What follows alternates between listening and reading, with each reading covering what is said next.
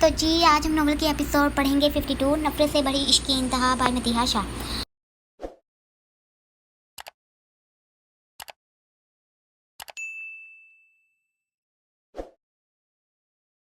से बड़ी इश्क की इंतहा बाय मतीहा शाह। हाशिम, तुम्हारा दिमाग खराब हो गया है। तुमने कैसे इसको वहीं मरने के लिए छोड़ दिया? अमाद जो भी अपने ऑफिस की एक मीटिंग रूम में पहुंचा था कि हाशिम की इतनी कॉल देख मुकाबले फिक्र से आते फोन को उठाया तो हाशिम की बातें सुन अमाद मीटिंग रूम से वैसे ही तेजी से निकलते अपने कैबिन में आया। अमाद सर, हम क्या करते? बॉस के सख्त ऑर्डर थे। उन्होंने साफ कहा था कि उसको उठा के घर से बाहर फेंक दो। हाशिम, जिसने बुरहान की फिक्र में माद को कॉल की थी, अभी माद को भड़कते देख डरते सफाई पेश की। हाशिम, अभी के अभी बाहर जाओ और जमाल को अस्पताल में लेकर जाओ। इसको कुछ नहीं होना चाहिए, समझे तुम? अमाद अपनी टाई को बेदर्दी से खींचते गाड़ी की कीज उठाते ऑफिस से निकला तो हाशिम भी अमाद की बात सुन काशिफ के हमरा तेजी से गेट खोल बाहर की तरफ भागा। अमाद इनको गुस्से से बोल फिक्र से बुरहान को कॉल करने लगा, जबकि साथ ही तेज ड्राइविंग करते दिल में जमाल के लिए दुआ की। अमाद को कुछ समझ नहीं आ रही थी कि बुरहान ने ऐसे क्यों किया। ये मेरा फ़ोन पिक क्यों नहीं कर रहा है? अमाद की परेशानी अब सर दर्द पर नहीं थी और दिल में दुआ कर रहा था कि सब कुछ ठीक हो। बस मर गए काशिफ, ये जमाल शाह कहाँ गया? हाशिम सड़क के दूसरे पार जाते चेक करते चीते की तरह हिरन का शिकार ढूंढने वाले अंदाज में जमाल को तलाश करते काशिफ से बोला, जो खुद परेशान होते घबराहट में नाखून मुंह में चबाने लगा, जबकि फिक्र से इधर उधर टॉर्च लेते देखते शुरू हुआ।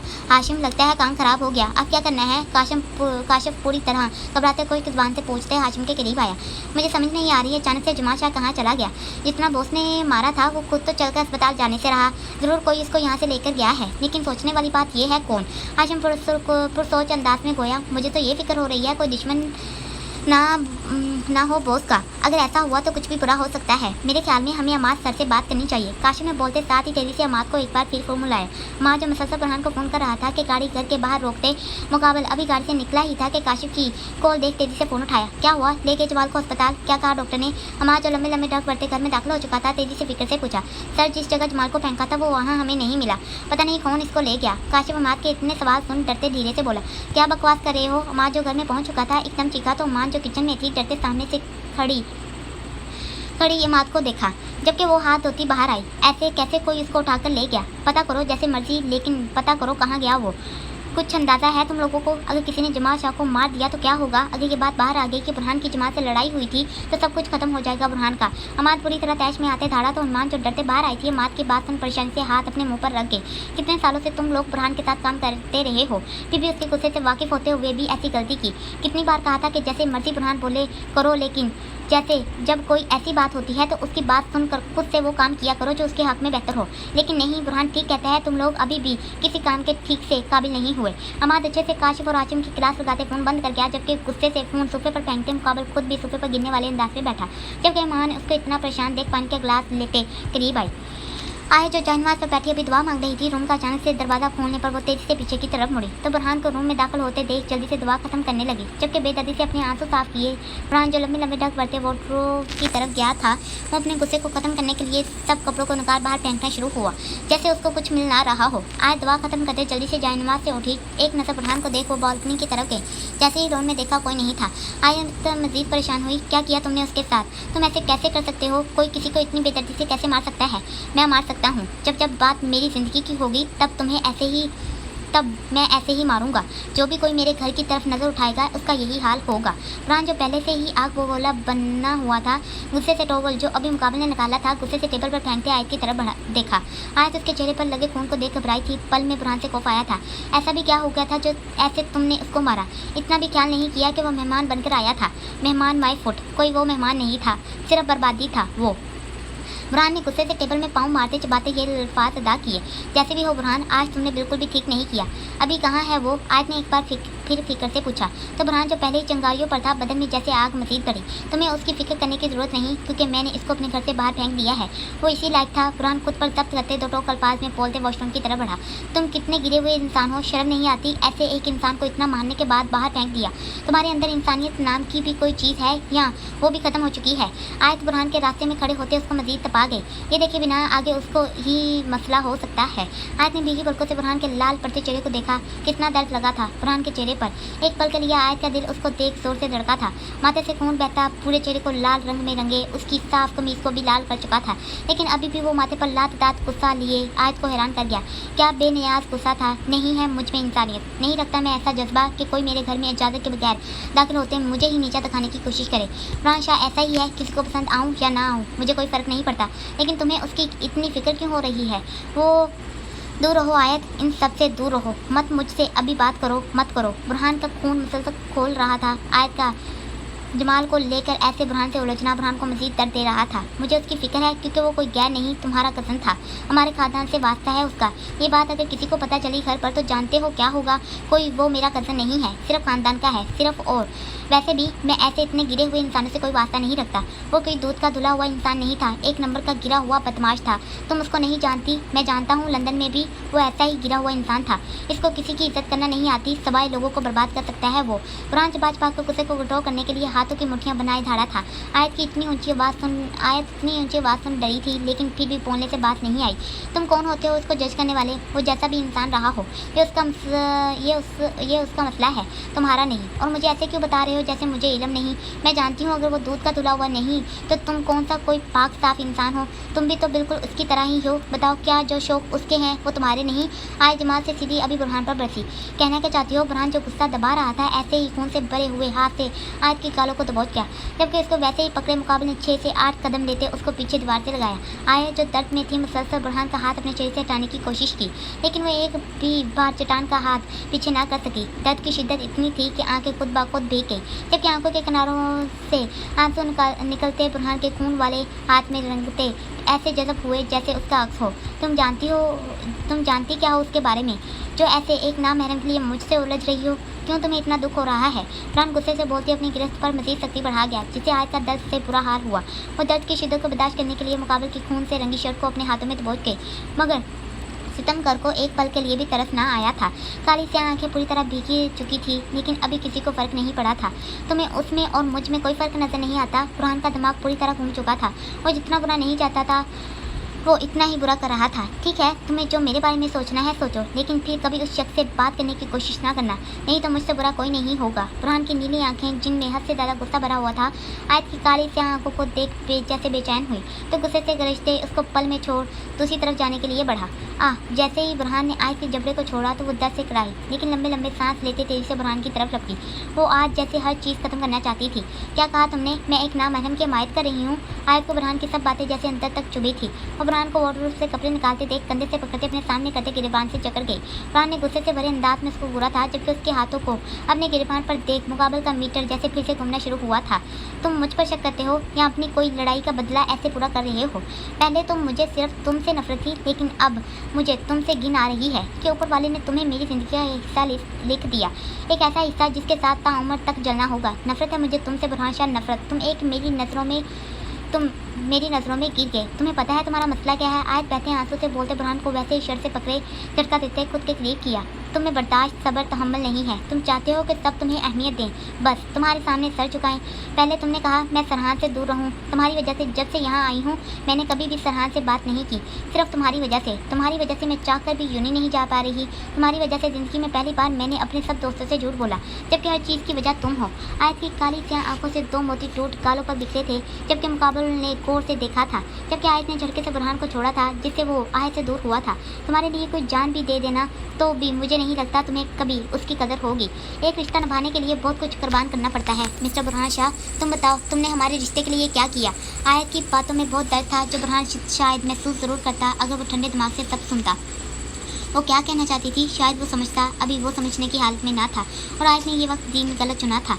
तुम सिर्फ खुद गर्ज इंसान हो जो चाहते हो जैसे तुम्हें चाहो सब वैसे ही अपनी ज़िंदगी जिए। तुम्हें इनफ इज़ इनफ। बुरहान जो खामोश खड़ा हुआ था, गुस्से से पागल होते मुकाबले ने धारते कांच के टेबल पर पाँव मार जैसे खौफ छाया था। मैं खुद गर्ज नहीं चाहता कि तुम मेरे सिवा किसी को भी देखो, नहीं चाहता कि तुम मेरे अलावा किसी के बारे में सोचो। बुरहान जुनूनी सा होता आयत की तरफ लपका था, जबकि उसको बाजू से पकड़ते खुद के करीब तर कर गया, यूँ कि चंद इंच का फासला ही दोनों के दरमियान वाक़या था। इससे पहले आयत डरते बुरहान से अलग होती या उसकी मज़ामत करती, मुकाबिल ने होशियारी से काम लेते उसकी पकड़ी हुई बाजू को उसकी नाजुक कमर से पीछे करते ज़ोर से पकड़ते मजीद आयत को करीब कर गया। आयत की सांसें जैसे ऊपर नीचे हुई थी, वो चाक कभी बुरहान से अलग नहीं हो पा रही थी। नहीं पसंद मुझे तुम्हारे किसी से बात करना, यही वजह है कि आज तुम यहाँ हो। क्या तुमने कभी सोचा मैं ऐसा क्यों हूँ? अब के मुकाबिल ने बोलते हुए दूसरे हाथ से आयत के बालों को जकड़ा, क्योंकि दर्द हद से बढ़ गया था। बुरहान का जमाल तो बहुत पीछे रह गया था। आयत दर से लब नीचे बुरहान की लाल आंखों को देख घबराई, जबकि बुरहान के माथे से खून निकलना शुरू हुआ, क्योंकि गुस्से से मुकाबिल की माथे पर पड़ती शिकन से उभरती लाइनें उसको मजीद गर्म कर रही थी। आयत बुरहान शाह, मैं ऐसा ही हूँ। तुम्हें जो करना है करो, जितना उड़ना है उड़ो, लेकिन तुम्हें बुरहान शाह की कैद में ऐसे ही रहना होगा, क्योंकि तुम सिर्फ मेरी हो, सिर्फ मेरी। बुरहान धारते पूरी तरह चीखा तो आयत ने बहती आंखों को कर्ब से बंद किया। मैं जितना खुदगर्ज इंसान हूँ ना, तुम्हें अभी अंदाज़ा भी नहीं। मैं मर भी जाऊँगा ना, तो भी तुम्हें ये इख्तियार नहीं दूंगा कि तुम मेरे बाद किसी को अपनी ज़िंदगी में शामिल करो। इतना खुदगर्ज इंसान हूँ मैं कि मेरे जाने के बाद भी चाहूँगा कि तुम मेरी रहो, समझ रही हो? बुरहान आयत के बालों को वैसे ही पकड़े खींचते बोला तो आयत की बंद आंखों से दर्द के आंसू ही बहे। हाँ, चाहता हूँ तुम सिर्फ मुझे अहमियत दो, क्योंकि ये खुदगर्जी सिर्फ तुम्हारे लिए है। आखिर तुम इतनी सी बात क्यों नहीं समझ पा रही? मुकाबल उसकी बंद आंखों को बहते देख तैश में बोलते उसको बेदारी से छोड़ते गुस्से से साइड पर पड़े सोफे को पाँव मारते ड्रेसिंग टेबल पर पड़ी तमाम अशिया को बेदर्दी से हाथ मारते फेंक गया, जबकि आयत मुकाबिल के हाथ से खून निकलता देख मजीद डरी। आयत जो पहले ही खौफजदा हो चुकी थी, बुरहान का ऐसा रवैया देख शॉक्ट हुई। उसको बुरहान से खौफ आना शुरू हुआ। वो इतना जुनूनी भी हो सकता है, वो जैसे हैरान हुई थी। मुकाबिल वैसे ही हर चीज़ को तहस नहस करते लंबे लंबे ढक पड़ते वहाँ से गया तो आयत जो कांपने लग पड़ी थी दीवार के साथ लगते नीचे बैठी, जबकि सदमा हद से बढ़ा था। मगर जैसे ही ख्याल उसके चेहरे पर लगे खून का आया, वो मुश्किल से उठते अपने आप को घसीटते बालकनी की तरफ गई। मगर तब तक गाड़ी फार्म हाउस से निकल चुकी थी। वो अपनी बाजू में दर्द महसूस करते वहीं बैठी, जबकि आंसू खुद ब खुद आंखों की पलकों में से बहते निकले। थैंक गॉड भाई जो आप आ गए। अंदाज़ा है आपको मैंने कितना मिस किया इसी एक हफ्ते में। जर सरहान को गले मिलते प्यार से गोया तो सरहान उसके मोहब्बत का अंदाज देख हमेशा की तरह उसके सर हाथ में डालते बाल बुखेर गया। वेलकम। अभी सरहान जर को कुछ बोलता कि हूर के वेलकम पर मुकाबले ने तीखी नजरों से सामने खड़ी जिंदगी को देखा था। शुक्रिया, वो बोलते आगे बढ़ा तो जर मुंह बनाते हूर के करीब हुआ। भाभी कभी अपने शोहर को मोहब्बत से बुला लिया करो। जर कहते रुका नहीं था, बल्कि तेज़ी से सीढ़ियों को अबूर कर गया। लो, जर्मनी से अपने ऑफिस के काम से फारुग होते वापस आया, कोई जंग फतह तो नहीं की ना? और वैसे भी हूर शाह का अंदाज हूर की तरह नीला है। वो हूरी क्या जो किसी की बात पर असर कर ले। वो कुछ सोचते थे। हूर शाह का अंदाज हूर की तरह निराला है। वो हूरी क्या जो किसी की बात पर असर कर ले। वो कुछ सोचते फरहान के पीछे रूम की तरफ गई। सफदर शाह, कहाँ सोए पड़े हो तुम? ये न्यूज़ में हम क्या देख रहे हैं? सुल्तान शाह कपड़ों में चलती हेडलाइन को देख तार अंदाज में बोले, जबकि बस नहीं चला था कि अभी के अभी मीरपुर पहुंच जाते। नाज बेगम जो नमाज से फारुग हुई थी फिक्र से सुल्तान शाह की तरफ लपकी। क्या हुआ शाह जी? वो वैसे ही इनको फ़ोन कान से लगाए देख धीरे से पूछते करीब हुई तो सुल्तान शाह जो फ़ोन पर थे हाथ की उंगली उठाते खामोश रहने का हुक्म दिया। तो नाज बेगम जो बैठने लगी थी सामने दीवार पर लगी एलसीडी पर बुरहान की तस्वीर और साथ में दूसरी तरफ लिखा हुआ पढ़ने लगी। सुल्तान भाई, मुझे तो खुद अभी आपके बताने पर इल्म हुआ। कसम ले लें मुझे नहीं पता कि बुरहान की कोई लड़ाई हुई। मैं बस अभी निकल रहा हूँ, यहाँ जाता हूँ बुरहान के पास। सफदर जो खुद परेशान हो गए थे अब के बोलते भागते गाड़ी में बैठे थे। सफदर कितनी बार कहा है कि बुरहान पर नजर रखा करो, लेकिन नहीं, तुम कभी बात नहीं आते। सुल्तान ने गुस्से से बोलते फ़ोन बंद किया। तो नाज बेगम जल्दी से सामने हुई। शाह जी ये सब क्या है? अब क्या होगा? नाज बेगम डरी थी। जैसे भी था बात एक ही खानदान की थी, दोनों एक ही खानदान से ताल्लुक़ रखते थे। अभी मैं कुछ कह नहीं सकता, मुझे अभी के अभी मीरपुर के लिए निकलना होगा। ज़रूर कोई बहुत बड़ी बात होगी जो बुरहान शाह ने जमात से लड़ाई की, नहीं तो बुरहान शाह इतनी जल्दी अपना होश ना खोता। सुल्तान शाह को बुरहान की बहुत फिक्र हुई थी, वो बोलते जल्दी से बाहर गए थे, जबकि नाज बेगम हाथ उठाए दुआ मांगना शुरू हुई। जैसे भी था इनको भी बहुत फिक्र थी बुरहान की। नाज़रीन, हम आपको ताज़ा तरीन न्यूज़ से आगाह कर रहे हैं। मीरपुर खास में हुई MNA बुरहान शाह की लड़ाई। खबर मिल रही है जिसको उन्होंने बुरी तरह मारा वो कोई गैर नहीं बल्कि अपने ही रिश्तेदार को मारते मरने के लिए घर से बाहर फेंक दिया। क्या अब हमारे मुल्क में ऐसे लोगों की हुकूमत रह गई है? सुनने में आया जिसे जो मीरपुर के MNA बुरहान शाह ने मारा वो कोई ना सिर्फ इनके खानदान का है बल्कि फैसल शाह जो बुरहान शाह के खिलाफ दूसरी पार्टी में खड़े हुए थे इनका भतीजा है। क्या होगा? क्या पुलिस बुरहान शाह को पकड़ेगी या फिर से ये बात दब जाएगी? जानने के लिए हमारे चैनल के साथ बने रहें। हम आपको हर पल खबर से अपडेट करते रहेंगे। या अल्लाह तो रहम फरमा। शबाना बेगम जो ये न्यूज़ सुन रोना शुरू हो चुकी थी, इतना कुछ टीवी पर आता देख मजीद रोने में तेजी आई। मामा प्लीज़ आप फिक्र नहीं करें, कुछ बुरा नहीं होगा। मैं कॉल कर रहा हूँ, बुरहान को जल्दी से बात हो जाएगी। मान अपनी मामा को रोते देख फिक्र से फ़ोन कान पर लगाए एक बार फिर से बुरहान का नंबर मिलाते बोला। तो ईरम जो खुद भी साथ रोने का काम खूब अच्छे से कर रही थी, रोते ही पानी का गिलास शबाना बेगम की तरफ बढ़ाया जो उन्होंने लेने से इनकार किया। आशिया ध्यान भी अपनी मामा को रोते देख रोने वाले हुए। मान तुम अपने पापा को पूछो वो कहाँ हैं और आयत के नंबर पर फ़ोन करो, मुझे मेरी आयत से बात करनी है। शबाना बेगम बोलते दिल में दुआ करने में मसरूफ़ हुई। आयत का नंबर ट्राई कर रहा हूँ लेकिन वो भी उठा नहीं रही। मान यूसी से बोलते अपने पापा को कॉल करने लगा। बाबा साईं, आप आराम से आएँ। मैं यहाँ से मीरपुर के लिए निकल जाता हूँ। फरहान जो अभी सफ़र से वापस आते रूम में दाखिल हुआ था, अपने खास आदमी के फ़ोन को सुन मुकाबले फ्रेश होने का इरादा तर्क करते मीरपुर जाने का फैसला किया। हूर जब मुसलसल फरहान को कॉल कर रही थी, भीगी पलकों से सरसी से फरहान को देखा। नहीं शाह, तुम्हें वहाँ जाने की ज़रूरत नहीं, तुम पहले ही अभी लंबे सफ़र से वापस आए हो। हम जा रहे हैं ना, हम खुद देख लेंगे। सुल्तान शाह जो गाड़ी में बैठे हुए इकराम का उतरा चेहरा देख रहे थे, नरम लहजे में कहते इकराम के कंधे पर हाथ रखते अपने होने का एहसास दिलाया। नहीं बाबा साईं, मेरा जाना ज़रूरी है। आखिर बात अब मीडिया में आ चुकी है, फरहान ने बोलते जैसे अपनी बात रखी। ठीक है, जैसे तुम्हें ठीक लगे। और कौन आपके साथ आ रहा है? फरहान ने पूछते कदम रूम से बाहर निकाले तो हूर भी पीछे ही भागी। मेरे साथ इकराम है और सलमान शाह भी हमारे साथ ही आ रहे हैं। हमीदा बहुत परेशान थी, वो भी आना चाहती थी। बहुत मुश्किल से इसको समझाई कि कुछ नहीं होगा। सुल्तान शाह ने लंबा सा सांस खींचते कहा, चले ठीक है, अब मीरपुर में बात होगी। फरहान ने सुनते सीढ़ियों को अबूर किया और फ़ोन बंद करते पॉकेट में रखा। मैं भी साथ चलूंगी। अभी फरहान गेट तक जाता कि हूर एकदम से आगे होती हुई बोली। तो फरहान जो चुंका था उसके चेहरे पर फिक्र परेशानी देख आंखें बंद करते मुस्कुराता होते करीब हुआ। परी, आप मेरे साथ नहीं जा रही। फरहान ने प्यार से बोलते जैसे उसको बताया तो वो जो पहले ही परेशानी में थी मुकाबले की बात सुन नम भीगी पलकें एक बार फिर से बढ़ी। क्या मतलब है मैं नहीं जा सकती? तुम मुझे एक बात आज बता ही दो। जब भी कभी मैं किसी चीज़ की तुमसे उम्मीद रखती हूँ, तुम हमेशा ऐसे मुझे टोक क्यों देते हो? अभी कितने आराम से तुम्हें बताया कि मैं भी साथ चलूँगी, ये कहने की बजाय कि ज़रूर चलना, उल्टा हमेशा की तरह आज भी अपनी खानदानी धार सुनाई। हूर की आंखें जो मुकाबले के सामने बहना नहीं चाहती थी, पल में गालों को नम कर दी। फरहान का दिल जैसे धड़का था, वो उसको ऐसे रोते तो बिल्कुल भी नहीं देख सकता था। मुकाबले ने गौर से देखते 2 कदम लेते उसको बाजू से पकड़ते सामने किया। यूँ कहो वो अपनी पलकें साफ करती मुसलसल आंसू को निकालने से रोक रही थी। फरहान मोहब्बत से उसको देखते धीरे से उसके ब्राउन बालों की लटें जो उसके चेहरे को छुपा रही थी हाथ से कान के पीछे कर गया, यूँ कि वो पूरी तरह उसके दिल में उतर सके। वादा करता हूँ तुम्हारे पहले लब को यहाँ अपने साथ लेकर आऊँगा। फरहान संजीदगी से बोलते लब नाम लेते उसको खुद को देखने पर उकसा गया, यूँ कि वो वैसे ही काली आंखें उठाते फरहान की आंखों में देख खोई। ऐसे देखोगी तो जा नहीं पाऊंगा। फरहान हूर की आंखों में खोना नहीं चाहता था, इसलिए नज़रों को इधर उधर घुमाते हल्के से मुस्कुराते कहा। तो उन्होंने जल्दी से नज़रों का दाविया बदला, वो नहीं आएंगे तुम्हारे साथ। उन्होंने बोलते मौजू बदला तो फरहान चुका, ऐसे कैसे नहीं आएगा? मैं भी उसको अपने साथ लेकर ही आऊँगा, नहीं तो मैं भी वहाँ उसके साथ बैठ जाऊँगा। फरहान ने कहते हल्के से मुस्कुराते हूर को देखा जो मुसलसल आंखों को साफ करने में लगी हुई थी। चलो देख लेते हैं। हूर भी कहाँ हार मानती थी। इतना कहते ही हूर ने फरहान का रास्ता छोड़ा तो फरहान उसके अंदाज पर खुश होते बाहर गया। अब तो फरहान को अपने साथ लेकर ही आऊँगा। आखिर पहली बार हूर शायद जैसी जिद्दी ने मेरी बात मानते खुद को जाने से रोका है। लगता है मोहब्बत बढ़ रही है। फरहान खुद से बड़बड़ाते मुस्कुराते गाड़ी में बैठा। क्या मसला हो गया है? अमाद की जान पर जैसे बनी हुई थी। फरहान उसका फ़ोन जो नहीं उठा रहा था और ईमान अमाद को ऐसे इतना परेशान देख फिक्रमंद हुई खड़ी थी। अमाद प्लीज़ आप ऐसे इतना परेशान ना हो, आप किसी और को कॉल कर लें। अमान ने फिक्र से जैसे अमाद को मशवरा दिया। जिसको फ़ोन करो? सलमान अंकल खुद बहुत परेशान थे, बात की तो है इनसे, वो लोग मीरपुर जा रहे हैं। ईमान तुम अपनी पैकिंग कर लो, हम कल ही वापस पाकिस्तान जा रहे हैं। मैं समझ चुका हूँ बुरहान के पास मेरा रहना ज़रूरी है। अमाद ने बिना सोचे एकदम फैसला लिया था। हाँ आयत को कॉल करो तुम अपने नंबर से। जैसे ही आयत याद आई अमाद ने जल्दी से ईमान को कहा। ईमान जो बोलने लगी थी अमाद की आयत वाली बात सुन सर हाँ में हिलाते जल्दी से अपने फ़ोन से आयत को कॉल मिलाई, जिसको आयत ने 2 से 3 बार बजने के बाद उठाया। आयत ईमान ने अभी इतना कहा था कि अमाद ने जल्दी से ईमान से फ़ोन लेते खुद कान से लगाया। आयत बुरहान कहाँ है? प्लीज़ मेरी बात इससे करवा दो, अमाद ने तेज़ी से बोलते कहा।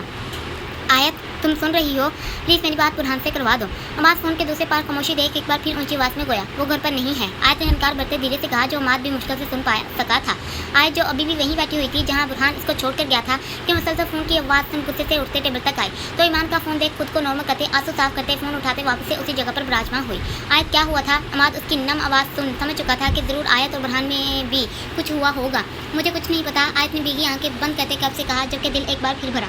आयत प्लीज़ मुझे बताओ किस बात की वजह से बुरहान ने जमाल को इतना मारा?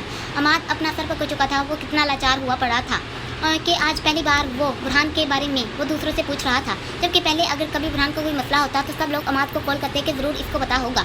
अमाद मैं कुछ नहीं जानती, बस मुझे इतना पता है जो आज हुआ बिल्कुल भी अच्छा नहीं हुआ। मेरे दिल में खुद बहुत से सवाल हैं, समझ नहीं आ रही किससे पूछूं। एक सवाल का जवाब दे सकते हो? आयत ने बेदर्दी से अपने कान रगड़ते पूछा। अमाद खामोश रहा, वो बखूबी उसकी सुस्तियों की आवाज़ सुन पा रहा था। तुम्हारा दोस्त लंदन में कोई गुंडा था या यहाँ पाकिस्तान में आकर ऐसा हो गया है? आयत ने दबी आवाज़ में पूछते खामोशी से जवाब का इंतजार किया। अमाद आयत के सवाल पर आंखें बंद करते चंद मिनट की खामोशी के बाद बोला, आयत मेरा बुरहान ऐसा नहीं जैसा तुम सोचती हो। हाँ गुस्से का बहुत तेज़ है, जब गुस्सा आता है तो खुद पर कंट्रोल नहीं कर पाता, लेकिन वो दिल का बहुत अच्छा है और मैं इतना यकीन से कह सकता हूँ ज़रूर कोई बहुत बड़ी बात होगी जो ऐसे बुरहान ने जमाल को मारा। अमाद ने नरमी से बोलते बुरहान की सफाई दी, जिसको सुन आयत ने सिर्फ नाम ही सर हिलाया। इसको यकीन नहीं आया था। आयत प्लीज़ तुम बुरहान को कॉल करो, वो ज़रूर तुम्हारा फ़ोन उठाएगा। अमाद ने जैसे ही सोचा तो जल्दी से कहा, वो मेरा फ़ोन क्यों उठाएगा, तुम खुद फ़ोन कर लो। वैसे तो बहुत कहता है कि अमाद जिगरी भाई है। आयत ने धीरे से बोलते बात दरमियान में छोड़ी तो अमाद सुन इतनी परेशानी में हल्के से मुस्कुराया। फ़ोन कर रहा हूँ, अभी वो मेरा फ़ोन उठा नहीं रहा। प्लीज़ आयत मेरे कहने पर एक बार इसको फ़ोन करो, यकीन करो वो तुम्हारा फ़ोन ज़रूर उठाएगा। इसको पूछो वो कहाँ है, कहीं ऐसा ना हो मज़ीद कुछ ख़राब हो जाए। तुम्हें पता है ये सब बातें न्यूज़ में आ चुकी हैं, सब लोग मीरपुर आ रहे हैं, इसको घर में होना बहुत ज़रूरी है। मीडिया छोड़ने वाली नहीं बात अमाद ने तफसील से बताते अपनी परेशानी बताई तो आए जो अनजान थी तेजी से उठकर मोड़ लेते एलसीडी को ऑन किया। अमाद तुम अपने दोस्त को समझाते क्यों नहीं, वो इतना गुस्सा क्यों खाता है। आज को पल में गुस्सा आया और बोलते जैसे भड़कते पूछा,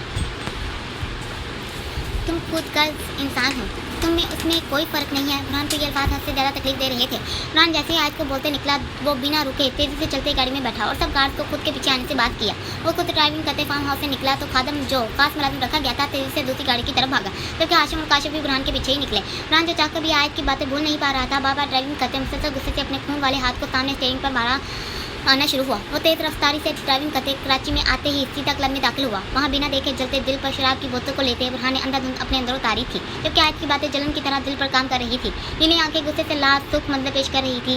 वो उतनी देर वहीं बैठा रहा जबकि बोतल हाथ में पकड़े वो लड़खड़ाते गाड़ी में बैठ फिर से तेज रफ्तारी से गाड़ी को चलाते सड़कों की धूल को उड़ाते सुनसान एक खाई के पास आ ठहरा। वो गाड़ी से निकल शराब की बोतल हाथ में पकड़े गाड़ी के ऊपर बैठे सामने काले से अंधेरे में देख एक बार फिर से आयत की बातों में जला। वो जितना चाहता वो कड़वी बातें बोल जाए उतना ही बुरहान तड़प रहा था। गुस्सा किसी भी हाल में पीछा छोड़ना नहीं चाहता था। तुम्हें पता है तुम्हारा मसला क्या है। बुरहान जो अभी भी पी रहा था, आयत का चेहरा एक बार फिर से याद, तुम में बर्दाश्त सब्र तहम्मुल नहीं है। तुम चाहते हो कि तब तुम्हें अहमियत दें, बस तुम्हारे सामने सर झुकाएं। जैसे ये याद आया मुकाबिल की नीली आंखें जैसे पानी से चमकी थी। पहले तुमने कहा मैं सरहान से दूर रहूं, तुम्हारी वजह से जब से यहाँ आई हूँ मैंने कभी भी सरहान से बात नहीं की। ये अल्फाज जैसे बुरहान को ख़त्म कर रहे थे। सिर्फ तुम्हारी वजह से मैं चाहकर भी यूनी नहीं जा पा रही। तुम्हारी वजह से ज़िंदगी में पहली बार मैंने अपने सब दोस्तों से झूठ बोला। वो गुस्से से गाड़ी से उतरते सामने खाई की तरफ चला था। बुरहान शाह को इश्क की इंतहा किस मोड़ तक ले आई थी। बुरहान शाह ने एक बार भी सोचा नहीं था ये इश्क था जो न जाने न जीने दे रहा था और न मरने। एक रिश्ता निभाने के लिए बहुत कुछ कुर्बान करना पड़ता है मिस्टर बुरहान शाह। आज की जैसे ही ये बात याद आई दर्द से लाल आंखें बंद की। तुम बताओ तुमने हमारे रिश्ते के लिए क्या किया। आयत के ये बोले अल्फाज बुरहान की सांस रोकने लगे थे। जैसे तुमने मौका ही कब दिया आयत, क्या तुमने कभी मेरी मोहब्बत को समझा। एक बार तुम बुरहान शाह को मौका तो दो, फिर ही पता चलेगा ना कि मैं अपने रिश्ते को निभाने के लिए किस हद तक जा सकता हूँ। और सामने खाई की तरफ देख चीखा था, आवाज़ में दर्द ही दर्द था। अगर कोई ऐसे ही हाल में Burhan Shah the best business friend को देख लेता तो यकीन करना बहुत मुश्किल होता कि ये वही बुरहान शाह है जिसकी कोई कमज़ोरी नहीं मिलती थी, जो कभी मोहब्बत इश्क जैसी बातों को बकवास समझता था। आज वो पूरी तरह इश्क के आगे कमज़ोर हुआ पड़ा था। दर्द तो इससे भी कई गुना हुआ पड़ा था कि जिसको इश्क का मुकाम वो दे रहा था वो भी उसकी मोहब्बत की कदर नहीं कर रहा था। क्यों आयत वो पागलों की तरह चीखा था जबकि वो घुटनों के पल ज़मीन पर गिरते बैठा। क्यों तुम्हें मैं इतना बुरा लगता हूँ। ऐसा क्यों है कि तुम्हें मैं ही गलत नजर आता हूँ। कितने सवाल एक साथ दिल में उठे थे। बुरहान को जैसे कुछ समझ नहीं आ रही थी। माथे से बहता खून पूरी तरह चेहरे पर जम चुका था, जबकि हाथ अभी भी थोड़ा थोड़ा सा खून निकल रहा था। बुरहान आज पूरी तरह लाचार हुआ था। वो दर से मुंह उठाए अब के आसमान की तरफ देखने लगा, जबकि जैसे ही बुरहान ने नीली आंखें काले से आसमान के तारों भरे जहाँ पर डाली, नीली आंखों में कितना ही पानी जमा हुआ। वो ऐसे क्यों करती है। बुरहान शिकवा कर रहा था या शिकायत, वो खुद बेखबर था। क्या आपने पल के लिए भी इसके दिल में मेरे लिए मोहब्बत नहीं डाली, सिर्फ एक पल के लिए। वो ऊपर मुंह उठाए जैसे अब खुदा से गुफ्तगू करने लगा। क्या मेरे गुनाह इतने बड़े हैं कि कभी भी उसके दिल में अपनी जगह नहीं बना सकता। बुरहान ने पहली बार मानते हुए जैसे खुद को कमज़ोर बताया था, वो भी अपने खुदा के सामने जो हर किसी के दिल पे में छुपे राज जानता है। ऐसे ऊपर वाले रब से शिकवा नहीं करते, वो जो करता है तुम्हारे अच्छे के लिए करता है। बुरहान अभी वैसे ही आसमान की तरफ मुंह किए हुए था कि अचानक से दाईं तरफ से आती आवाज़ सुन बुरहान ने उस तरफ देखा। काले अंधेरे में बुरहान को ठीक से कुछ दिखाई नहीं दिया, लेकिन हाँ इस आदमी के हाथ में चमकती तस्वीर देख मुकाबल वैसे ही बैठे दूसरी तरफ कर गया। ज़िंदगी का नाम ही जीना दर्द सहना है। जवान से जो इनसे लड़कर सब कुछ पार कर गया वो समझो जीना सीख गया। वो बुजुर्ग नुमा शख्स बोलते धीरे से छोटे कदम लेते बुरहान की ओर बढ़ा। बुरहान जो खामोशी से बोतल को मुंह से लगाए पीने में मसरूफ़ हुआ था, बुजुर्ग की बात सुन उसकी तरफ मतवज्जा हुआ। मैं शिकवा करना नहीं चाहता था, मैंने तो ऐसे ही आज ज़िंदगी में पहली बार अपने रब से बात की। बुरहान बुजुर्ग को जवाब देते हाथ में पकड़ी बोतल को घूमने लगा। अल्लाह भी अपने इन लोगों को पसंद करता है जो कभी शिकवा नहीं करते और अपने रब के इम्तिहान में पूरा उतरते हैं। बुजुर्ग चलते बुरहान के करीब आया था, जबकि थोड़ा सा चलते बुरहान से आगे गया। बुरहान ने गौर से इसको देखा। पसंद बुरहान ये अल्फाज सुन हल्के से मुस्कुराया। मैंने आज तक कोई नेक काम नहीं किया, देखो अभी भी गुनाह कर रहा हूँ। बुरहान शराब की बोतल उठाए बुजुर्ग की तरफ कर गया, जबकि फिर से बोला, तो फिर मैं अच्छे लोगों में कैसे हो सकता हूँ? बुरहान ने बताते जैसे इसमें ही सवाल पूछा था। मैं बहुत बुरा इंसान हूँ, इतना बुरा कि यहाँ के इंसान भी पसंद नहीं करते, तो वो दो जहान का बादशाह कैसे मुझे पसंद कर सकता है? बुरहान की हर बात में सिर्फ दर्द था। तुम कौन होते हो अपने रब से मुकाबला करने वाले? वो तुम्हारा रब है, वो जिसको मर्जी पसंद करे। कौन कहता है कि ऊपर वाला रब सिर्फ नमाजियों को ही पसंद करता है? किसी की एक छोटी सी नेकी भी उसको पसंद आ जाती है, बेशक वो बड़ा मेहरबान है। बुजुर्ग ने बोलते आखिर की बात ऊंची आवाज़ में कही। बुरहान ने हैरानगी से उसको देखा था। मुझे तो याद भी नहीं कि मैंने कभी अनजाने में किसी के साथ नेकी की हो। बुरहान का दिमाग जैसे आय से हट बुजुर्ग और अपने रब की तरफ गया। क्या ये कोई मुजज़ा होने वाला था या कुछ और? लेकिन बुरहान जो गुस्से को कंट्रोल नहीं कर पा रहा था, अब सुकून से बैठा बुजुर्ग से बोला, मैं तो कभी जुमे की नमाज के अलावा कोई नमाज नहीं पढ़ी, वो मुझे खुद के करीब क्यों नहीं करता? बुरहान का दिल जैसे अपने रब की मोहब्बत के लिए धड़का। तुम अभी जिस मुकाम पर हो वो अल्लाह पाक के मंसूबे का एक हिस्सा है, और इससे गुजर कर तुम्हारे लिए वो सब है जो तुम मांगते हो। बुजुर्ग ने बोलते बुरहान को जैसे समझाया। बुरहान शराब के पीने के बाद भी नॉर्मल लग रहा था। बस सब्र और यकीन को ख़त्म होने ना देना। बुजुर्ग ने बोलते बुरहान को बताया, सब्र। बुरहान, सब्र सुन हंसा। सब्र तो दूर दूर तक बुरहान शामिल नहीं, तो सब्र कैसे करूँ? वो खुद पर जैसे हैरान होता हंसा था। तुम्हें पता है सब्र क्या है? सब्र वो है जिसके बाद जन्नत है। सब्र वो है जो तुम्हें हर तरह की खुशी से नवाज देगा। सब्र रब का खूबसूरत तोहफा है इंसान के लिए, जो इंसान को सहना और जीना सिखाता है। और जो लोग सब्र का दामन कभी नहीं छोड़ते, ऐसे लोगों को फिर अल्लाह पाक भी वहाँ से अता करता है जहाँ उनकी पहली हिस्स भी पहुँच नहीं पाती। और सब्र के बाद यकीन होता है जो रब पर ऐसे होना चाहिए जैसे बच्चा छोटा होता अपने माँ बाप पर करता है। बुजुर्ग ने बुरहान को समझाने की कोशिश की। बुरहान पूरी तरह पुरस्कून सा हो चुका था, जबकि बहुत गौर से बुजुर्ग की बातें सुन रहा था। यकीन से ही दरवाजे खुलते हैं, और जो लोग थक कर रुक जाते हैं और मायूस होकर बैठ जाते हैं, तो अल्लाह भी फिर इनको उठने की हिम्मत नहीं देता। वो उन्हें मज़ीद गिरा देता है, इनकी चाहत में ही इनको थका देता है। बुजुर्ग ने कहते बुरहान को बहुत बड़ा सबक दिया। बुरहान जो सुकून से बैठा सुन रहा था, पल में फिक्रमंद हुआ। इसके और आयत के दरमियान ऐसे ही तो चल रहा था। ये बेसुकूनी और ये उलझन तुम्हें अल्लाह पाक तक वापस ले जाने के लिए है। बुरहान जो फिक्रमंद हुआ था, बुजुर्ग की आवाज़ सुन सोच से निकला। तुम ज़िंदगी के जिस मरहले पर अभी खड़े हो, उसी में अल्लाह पाक की रज़ा है।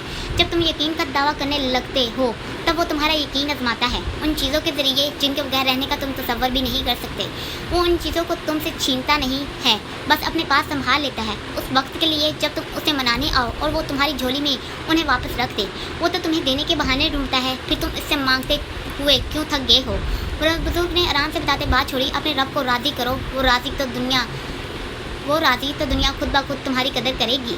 ये ठोकरें तो मौजज़ों की देन होती हैं, ये ज़ख्म उसके एक गुण से भर जाएंगे।